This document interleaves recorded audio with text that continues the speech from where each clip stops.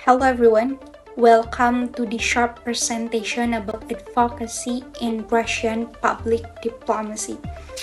In today's global information era, diplomacy isn't just about what happens behind closed doors, it's also about how countries communicate with global audiences through media, culture, and storytelling. According to Joseph Nye, public diplomacy is a form of soft power. It shapes how a country perceives, not through force or money, but through values, communication, and cultural exchange. And when it comes to public diplomacy, Russia is one of the most active players, especially through advocacy. As defined by Nicholas Kahl, advocacy is the active promotion of countries' foreign policy to pursue international audiences. Russia uses this to assert its view, defend its action, and challenge Western narrative. But to really understand Russia's approach, we need to look back to the Soviet era. Back then, public diplomacy focused on spreading communism through tools like radio moves, cultural exchanges, and propaganda. After the USSR collapse, Russia passed a crisis. Its image suffered, its influence declined, and it struggled to redefine itself. Under President Putin, Russia rebuilt its strategy. Today, it uses public diplomacy not to promote ideology, but to restore its image, defend national interests, and offer an alternative to Western dominance. Russia presents itself as a defender of traditional values, a champion of multipolar world, and counterbalance to Western cultural power. So in the end, Russian advocacy in public diplomacy isn't just about soft power. It's about reshaping the world perception and reclaiming its place on the global stage. What is advocacy in a public diplomacy according to Kahl? Advocacy is an effort to voice a country's position on global issues.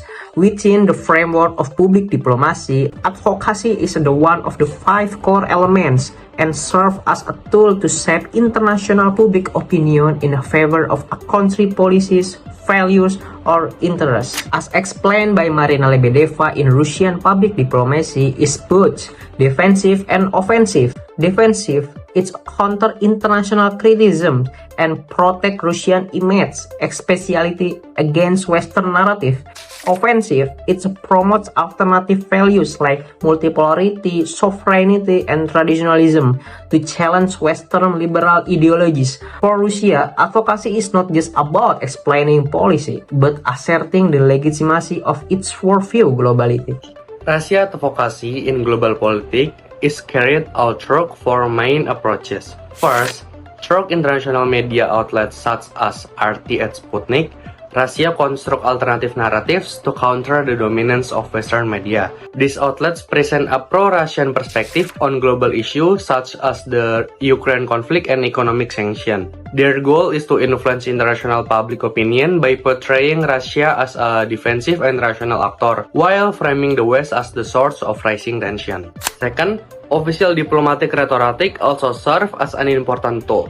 For example, Foreign Minister Sergei Lavrov has accused NATO expansion of being a direct threat to Russia's security. Meanwhile, Maria Zakharova has accused Western countries of spreading disinformation and applying double standards in matter of human rights and democracy.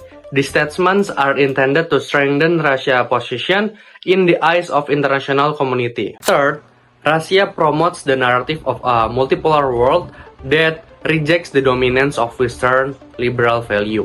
It emphasizes the importance of national sovereignty, equality among states, and the right of its country to determine its own system without foreign interference. Through this narrative, Russia positions itself as a supporter of a just and balanced global order.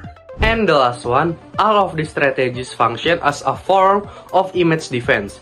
Russia used them to justify its foreign policy, deny accusation of aggression, and reverse the narrative, presenting itself not as a threat, but of a state responding to external pressure from the West.